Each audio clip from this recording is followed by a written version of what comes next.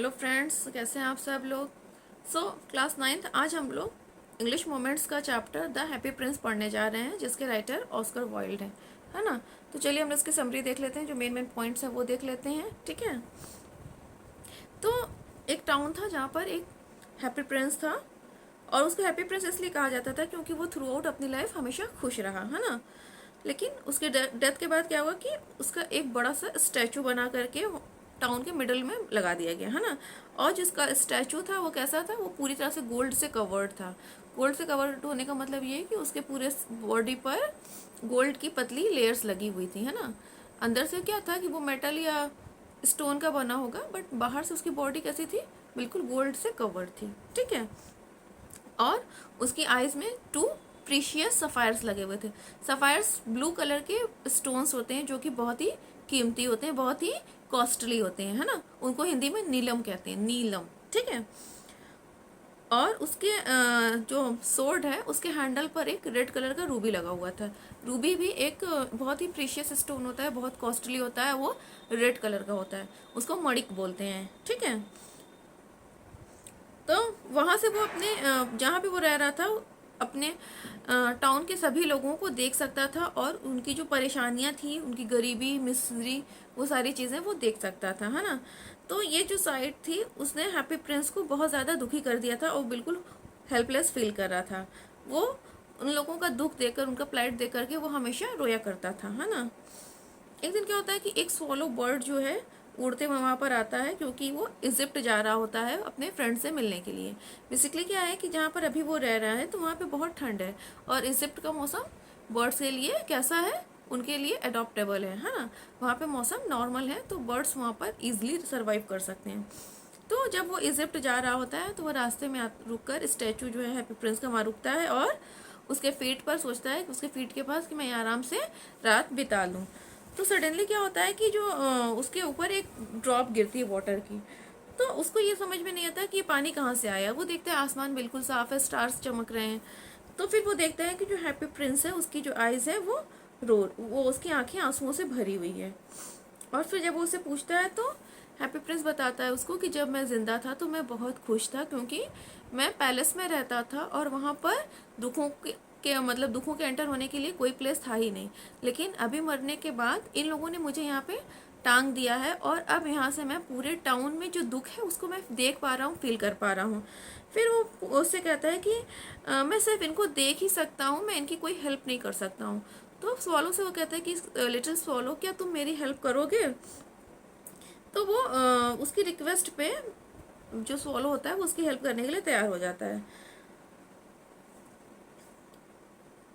तो वो फिर उससे कहता है कि जो मेरी रूबी में जो सॉरी जो मेरे सोर्ड में जो स्टोन है, रूबी स्टोन है, उसको ले जाकर तुम उस सी मिस्ट्रेस को दे दो, क्योंकि वो बहुत गरीब है, और उसका बच्चा जो है वहाँ पे लेटा रो रहा है क्योंकि वो भूखा है, उसको ऑरेंज खाना है, लेकिन उसको फीवर है, और सी मिस्ट्रेस के पास पैसे नहीं है कि वो उसको कुछ लाकर दे सके। तो सोलो क्या करता है, उसके सोर्ड में से रूबी लेकर जाकर सी मिस्ट्रेस को दे देता है। और उसके बाद जब वो वहाँ जाता है तो क्या करता है कि देखता है कि बच्चा जो है वो वहाँ पे लेटा हुआ है। तो वो अपने फेदर से, अपने पंखों से उसको हवा करता है, ऐसे ऐसे पंख झलता है तो उसको कोल्ड फील होता है बच्चे को, और फिर वो बहुत ही मीठी नींद सो जाता है। तो स्वॉलो जब वापस प्रिंस के पास आता है तो उसे कहता है कि बहुत ही अजीब बात है कि इतनी ठंड के बावजूद मुझे अपनी बॉडी में हीट फील हो रहा है। तो हैप्पी प्रिंस उसको बताता है कि क्योंकि तुमने एक भलाई का काम किया है, इसकी वजह से तुम्हें अपनी बॉडी में वार्मनेस फील हो रही है ना। वो वार्मनेस क्या है, वो वार्मनेस है एक गुड डीड की। गुड डीड यानी कि तुमने किसी का भला किया, ठीक है। फिर दूसरे दिन सुबह वो जाता है और उसे कहता है हैप्पी प्रिंस से कि अब यहाँ से मुझे जाना पड़ेगा, क्योंकि इजिप्ट में मेरे फ्रेंड्स मेरा वेट कर रहे हैं। तो हैप्पी प्रिंस फिर से उसे रिक्वेस्ट करता है कि प्लीज़ एक दिन तुम रुक जाओ। और उस दिन वो बर्ड से कहता है कि मेरी आँखों से मेरे स्टैचू की जो आइज़ है उसमें से एक सफ़ायर्स जो है उसको निकाल लो, और इसको एक जो यंग प्ले राइट है उसको जाकर दे दो। यंग प्ले राइट यानी कि जो ऐसा एक राइटर है जो ड्रामाज लिखता है, लेकिन उसके पास पैसे नहीं है, और वो भूख से और ठंड से बिल्कुल परेशान है ना। तो वो लेकर जाता है और फिर प्ले राइट को वो सफ़ायर दे देता है, लेकिन प्ले राइट जो है वो इतना भूख से इतना फेंट हो रहा होता है कि उसको रियलाइज ही नहीं होता है कि कब स्वॉलो आया और उसको वो डिलीवर करके चला गया, है ना। लेकिन जब वो सफ़ायर उसको देखता है तो बहुत ही खुश हो जाता है। फिर थर्ड डे क्या होता है कि फिर वो उसे कहता है कि स्वॉलो जो है वो हैप्पी प्रिंस से कहता है कि मैं फिर यहाँ से जा रहा हूँ क्योंकि बहुत ठंड बढ़ गई है और अब मैं ज़्यादा टाइम यहाँ सर्वाइव नहीं कर सकता। तो हैप्पी प्रिंस फिर उसे रिक्वेस्ट करता है कि स्वॉलो, लिटिल स्वॉलो, प्लीज़ तुम यहाँ पे एक रात और रुक जाओ और तुम मेरा जो सफ़ायर है इसको ले जाकर उस मैच गर्ल को दे दो, क्योंकि उसकी जो मैच बॉक्स है वो वहाँ पर पानी में गिर गई है और वो पूरी गीली हो गई है, और वो इसलिए रो रही है कि अगर वो बिना पैसे लिए घर जाएगी तो उसके फादर उसको बहुत मारेंगे, है ना। तो स्वॉलो ये करने से बिल्कुल इनकार कर देता है, कहते हैं कि अगर मैं तुम्हारे दूसरा सफ़ायर भी निकाल दूंगा तो तुम बिल्कुल ब्लाइंड हो जाओगे, कुछ नहीं देख पाओगे। लेकिन हैप्पी प्रिंस उसको कहता है कि इट्स माई ऑर्डर, यानी उसको ऑर्डर देता है और फिर मजबूर होकर स्वॉलो को वो सफ़ायर उसकी आंखों से निकालना पड़ता है और फिर वो उड़ते हुए जाता है और उस गर्ल के हाथों में उस सफ़ायर को ड्रॉप कर देता है, यानी गिरा देता है। वो गर्ल बहुत खुश हो जाती है, कहती है कि तो बहुत ही कोई खूबसूरत सा स्टोन है, उसको नहीं पता, छोटी बच्ची है, उसको नहीं पता कि इसकी क्या वैल्यू है। वो खुशी खुशी घर चली जाती है। फिर जब स्वॉलो आता है हैप्पी प्रिंस के पास तो स्वॉलो हैप्पी प्रिंस उसे कहता है कि हाँ ठीक है अब तुम जा सकते हो। तो स्वॉलो कहता है नहीं, अब मैं लाइफ लॉन्ग तुम्हारे पास ही रुकूंगा क्योंकि तुम दोनों आंखों से ब्लाइंड हो चुके हो, तो अब मैं ही तुम्हारी आइज़ बनूंगा और तुम्हें आसपास जो चीज़ें हो रही हैं उनको मैं बताऊंगा, ठीक है। तो फिर वो कहता है कि उसे कि तुम पूरे शहर में जाओ और वहाँ जो जो चीज़ें हो रही हैं आकर मुझे बताओ, है ना। तो फिर वो बर्ड मतलब जो स्वॉलो है वो आती है और उसको बताती है कि जो रिच पीपल हैं वो खुशियाँ मना रहे हैं और जो पुअर पीपल हैं वो और ज़्यादा गरीब होते जा रहे हैं, उनके और ज़्यादा उनके ऊपर परेशानियाँ आती जा रही हैं। तो अब क्योंकि हैप्पी प्रिंस के पास और ज़्यादा प्रीशियस स्टोन्स नहीं थे तो वो बर्ड को ऑर्डर देता है कि जो गोल्ड फॉइल्स जो उसके ऊपर लगी हुई है, यानी कि जो गोल्ड की परत उसके ऊपर चिपकी हुई है, वो उसको एक एक करके उतारे और जा कर के उन सभी को दे दे, यानी कि जिनको जो नीडी पीपल हैं उनमें वो गोल्ड को बांट दे, है ना। तो धीरे धीरे क्या होता है कि उसके बॉडी का जो कवर था गोल्ड का वो पूरा खत्म हो जाता है, हट जाता है और वो बहुत ही डल और ग्रे दिखने लगता है ना। लेकिन दूसरे साइड क्या होता है कि जो गरीब थे वो बहुत खुश हो गए क्योंकि अब उनके पास खाने के लिए ब्रेड है और वो अपनी लाइफ को थोड़ा इजी बना सकते हैं। अब धीरे धीरे ठंड इतनी बढ़ गई कि जो स्वॉलो है उसे ठंड को बिल्कुल भी वो बियर नहीं कर पा रहा है, वो उसके लिए टॉलरेट से बाहर होती जा रही है, अनबियरेबल होती जा रही है ठंड। तो अब उसको ये लग रहा है कि बस अब मैं मरने वाला हूँ। तो वो अपने अंदर पूरी हिम्मत पूरी ताकत इकट्ठा करता है और बड़ी मुश्किल से उड़ते हुए हैप्पी प्रिंस के शोल्डर तक आता है और उससे कहता है कि मैं अब जा रहा हूँ, मैं तुम्हें फाइनल गुड बाय कहने आया हूँ। तो हैप्पी प्रिंस कहता है कि मुझे खुशी है कि तुमने इजिप्ट जाने का फैसला कर लिया है, डिसीजन कर लिया है और मैं तुम्हारे लिए बहुत खुश हूँ। तो सोलो से कहता है कि मैं तुम्हारे हैंड्स पर किस करना चाहता हूँ। हैप्पी प्रिंस कहता है नहीं, मैं भी तुमसे बहुत प्यार करता हूँ, तुम मेरे लिप्स पे मुझे किस कर सकते हो। तो स्वॉलो फिर उसको बताता है कि मैं इजिप्ट नहीं जा रहा हूँ, मैं जा रहा हूँ मौत के दरवाजे पर, यानी कि मैं मौत के घर जा रहा हूँ, यानी मैं अब मरने वाला हूँ। फिर वो बड़ी मुश्किल से उसके लिप्स पे किस करता है और फिर तुरंत ही क्या होता है कि उसकी बॉडी से, सोलो की बॉडी से क्या होता है, उसकी जान निकल जाती है और वो डेड होकर उसके पैरों में गिर जाता है हैप्पी प्रिंस के।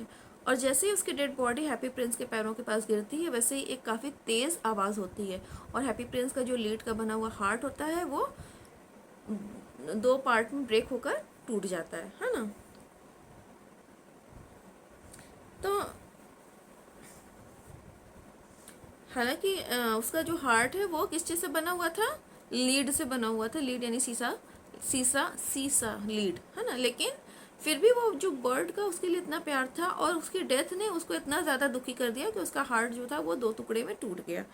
नेक्स्ट डे क्या होता है, उस टाउन के मेयर आते हैं अपने कुछ असिस्टेंट्स के साथ वहाँ पर, और जब वो देखते हैं कि हैप्पी प्रिंस बिल्कुल शाबी दिख रहा है, बिल्कुल भी अब पहले जैसा ब्यूटीफुल नहीं रह गया है, तो वो अपने साथ आए हुए सभी असिस्टेंट्स को ऑर्डर देते हैं कि हैप्पी प्रिंस के स्टेचू को उठाकर फेंक दिया जाए और उसके पैरों के पास जो बर्ड मरी हुई है तो हमें यहाँ पे एक नोट लिख देना चाहिए कि birds are not allowed to dead here, है ना। तो क्या होता है कि फिर हैप्पी प्रिंस के पुतले को उठा करके, उसके जो स्टैचू उसको उठा करके फर्नेंस यानी कि भट्टी में ले जाया जाता है, वहाँ पर उसको बिल्कुल पिघला दिया जाता है, उसको तोड़ दिया जाता है। लेकिन एक चीज़ होती है जो उसको डिस्ट्रॉय नहीं कर पाते हैं, वो होता है उसका हार्ट।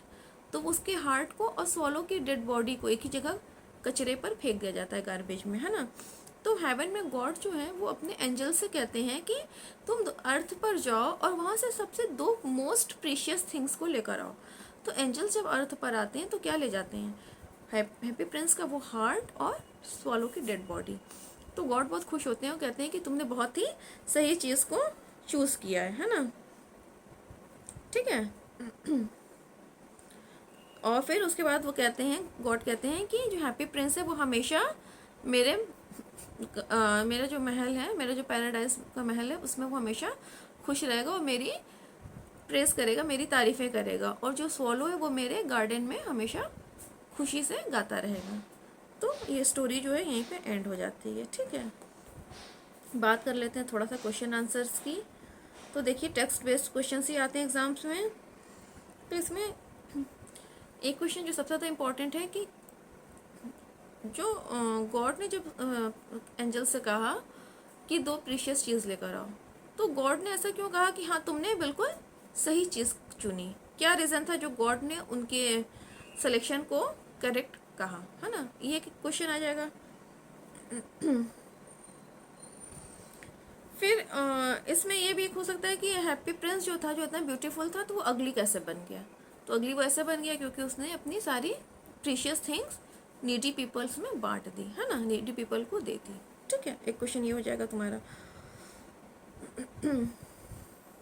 फिर अगर ये पूछा जाए कि इस स्टोरी में सबसे प्रीशियस थिंग्स क्या थी, तो ना तो सफ़ायर था, ना रूबी, ना ही गोल्ड। प्रीशियस क्या था? The heart of the happy Prince and the body of swallow, वो सबसे मोस्ट प्रीशियस थिंग्स थी। ठीक है, सो आई होप कि आप लोगों को ये चैप्टर अच्छे से समझ में आ गया हो। मैंने समराइज़ किया था इसको, लेकिन फिर भी डिटेल्स में मैंने पॉइंट्स बता दिए हैं। Okay, so best of luck for your exams. मिलते हैं नेक्स्ट वीडियो में, तब तक बाय बाय।